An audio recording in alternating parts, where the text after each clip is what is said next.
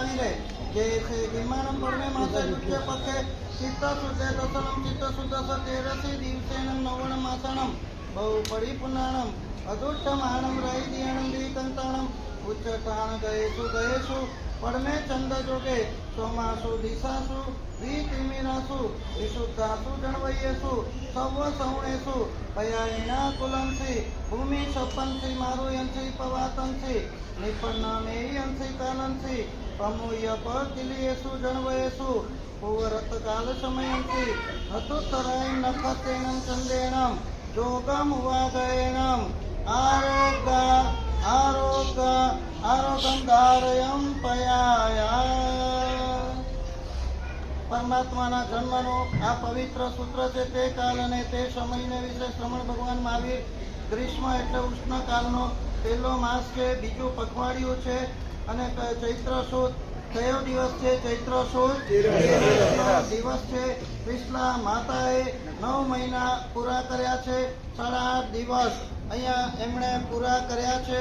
અહીંયા ઉપચારથી ભગવાન મહાવીરની સાથે સાથે બીજા પણ ભગવાન 24 ભગવાન 23 ભગવાન માતાના ગર્ભની અંદર કેટલો કાળ રહ્યા એ અહીંયા બતાવે છે કે ઋષભદેવ ભગવાન 9 મહિના અને 4 દિવસ, અજીતનાથ ભગવાન 8 મહિના અને 25 દિવસ, સંભવનાથ ભગવાન 9 મહિના અને 6 દિવસ, અભિનંદન સ્વામી 8 મહિના અને 28 દિવસ, સોમતીનાથ ભગવાન 9 મહિના અને 6 દિવસ, પદ્મપ્રભ સ્વામી ભગવાન 9 મહિના અને 6 દિવસ, સુભાષનાથ ભગવાન 9 મહિના અને 19 દિવસ, ચંદ્રપ્રભ સ્વામી ભગવાન 9 મહિના અને 7 દિવસ, સુવિધિનાથ ભગવાન 8 મહિના અને 26 દિવસ, શીતલનાથ ભગવાન 9 મહિના અને 6 દિવસ, શ્રેયાસનાથ ભગવાન 9 મહિના અને 6 દિવસ, વાસુપૂજ્ય સ્વામી ભગવાન 8 મહિના અને 20 દિવસ, વિમલનાથ ભગવાન 8 મહિના અને 21 દિવસ, અનંતનાથ ભગવાન 9 મહિના અને 6 દિવસ, ધર્મનાથ ભગવાન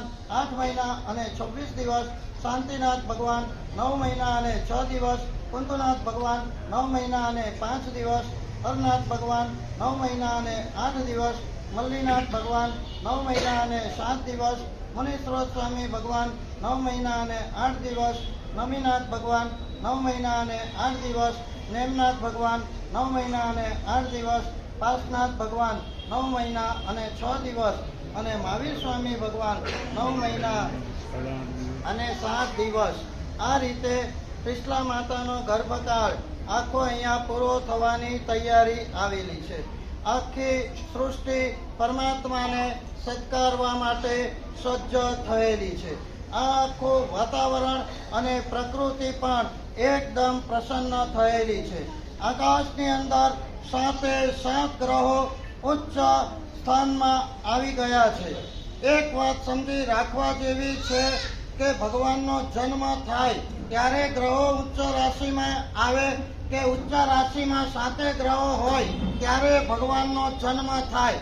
ભગવાનને કોઈ વેટ કરવું પડતું નથી। 7 ગ્રહો ઉચ્ચ રાશિમાં આવે પછી આપણે બોર્ન થઈએ, આવું ભગવાનને વેટ કરવું પડતું નથી। ભગવાન જે ઘડીએ જન્મે એ ઘડીએ આકાશમાં તમે જુઓ તો 7 ગ્રહો ઉચ્ચ રાશિમાં આવી જતા હોય છે। જ્યોતિષ શાસ્ત્રની દ્રષ્ટિએ મેષ રાશિની અંદર સૂર્ય જ્યારે 10 અંશનો હોય ત્યારે ઉચ્ચનો કહેવાય છે। વૃષભ રાશિમાં ચંદ્ર એટલે સોમ સમજા, વૃષભ રાશિમાં 3 અંશનો હોય ત્યારે ઉચ્ચનો કહેવાય છે। મંગળ છે વૃક્ષિક રાશિમાં 28 અંશનો હોય ત્યારે ઉચ્ચનો કહેવાય છે। બુધ ગ્રહ છે કન્યા રાશિમાં 15 અંશનો હોય ત્યારે ઉચ્ચનો કહેવાય છે। ગુરુ કર્ક રાશિમાં 5 અંશનો હોય ત્યારે ઉચ્ચનો કહેવાય છે। શુક્ર મીન રાશિની અંદર 27 અંશનો હોય ત્યારે ઉચ્ચનો કહેવાય છે। અને શનિ તુલા રાશિની અંદર જ્યારે 20 અંશનો હોય, જ્યોતિષનો વિષય છે, ત્યારે ઉચ્ચનો કહેવાય છે। જ્યારે ઉચ્ચના હોય એવે સમયે જે વ્યક્તિ જન્મતી હોય છે ત્યારે એ કેવી થાય છે એમાં અહીંયા બતાડે છે કે 3 ગ્રહો જ્યારે ઉચ્ચના હોય છે ત્યારે રાજા થાય છે। 5 ગ્રહો જ્યારે ઉચ્ચના હોય છે ત્યારે ચક્રવર્તી થાય છે, સમજા અર્ધ ચક્રવર્તી થાય છે। 6 ગ્રહ ઉચ્ચના હોય ત્યારે ચક્રવર્તી થાય છે અને 7 એ 7 ગ્રહ જ્યારે ઉચ્ચના હોય ત્યારે કોણ થાય છે? થાય છે. અહીંયા ભગવાનના જન્મ પામવાની તૈયારી છે. ત્રિશલા માતા 16 કળાએ પ્રસન્નતાથી ખીલેલા છે. આખું ક્ષત્રિય ગામ કુંડનગર આનંદ અને હર્ષની અંદર ચિચિયારીઓ પાડી રહી છે.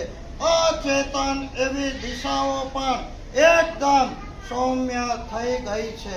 ચારે બાજુ ઉદ્યોગ થઈ રહ્યો છે.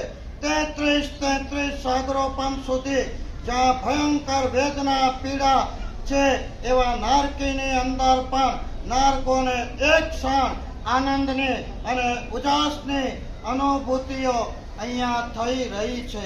ચારે બાજુ ઉજાસ અને પ્રકાશો દીપ્યમાન થઈ રહ્યા છે. વાયુ પણ મંદ અને ઠંડો વાઈ રહ્યો છે. અનુકૂળ છે.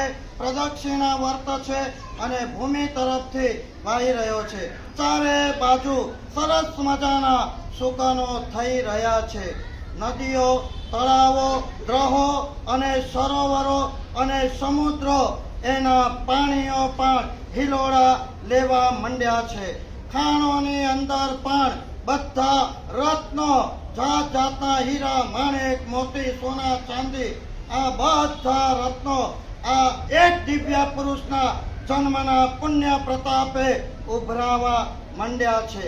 ચારે બાજુ ક્યાંય કરતા ક્યાંય કોઈ ઉપદ્રવો નથી, કષ્ટો નથી, પરીક્ષાઓ નથી, વૈર વિરોધ નથી. કોઈને એકબીજા માટે મન મોટાવ વગેરે છે નહીં. કોઈને વૈર વિરોધ નથી, મારી મરકી નથી. એક વ્યક્તિનું આવું પ્રચંડ પુણ્યોદય છે. ઝાડોની અંદર ફૂલો બધા લચપચી ગયા છે. ખેતરની અંદર ધન ધાન્ય પણ ઉભરાવા માંડ્યા છે. જ્યાં 2-5 મણ ધાન થતા હતા ત્યાં 500 ને 1000 મણ ધાન્ય વગેરે પણ થવા લાગ્યા. આવી પ્રકૃતિ આખી આનંદની અંદર છે. સૃષ્ટિ પણ આ એક વ્યક્તિનું સ્વાગત કરવા માટે સજ્જ થઈ છે.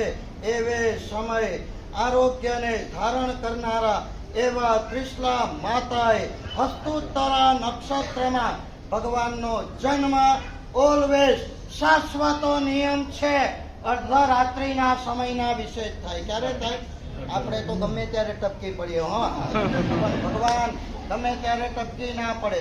અર્ધરાત્રિના સમયને વિશેષ તીર્થંકર ભગવાનનો જન્મ થાય અને અહીંયા હસ્તોત્તરા નક્ષત્ર એટલે ઉત્તરા ફાલ્ગુની નક્ષત્રમાં મહાવીર પરમાત્માના 5 કલ્યાણક છે અને છેટલું સાઈના પરિનિપુણે સ્વાતિ નક્ષત્રમાં ભગવાન મોક્ષે ગયા છે.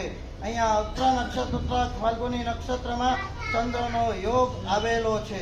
ક્યાંય કોઈ જાતની માતાને બાધા નથી. તીર્થંકર પરમાત્માના ગર્ભનો એ પ્રભાવ હોય કે માતાને રાઈના દાણા જેટલી પ્રસૂતિની પીડા એને અનુભૂતિ નેવર ક્યારે પણ થાય નહીં. આવા રોગ રહિત, પીડા રહિત, શોક રહિત, કોઈ પણ જાતની બાધા રહિત એવી ત્રિશલા માતાએ આરોગ્યને ધારણ કરનારા રૂપના અંબાર જેવા એવા પુત્ર રત્નને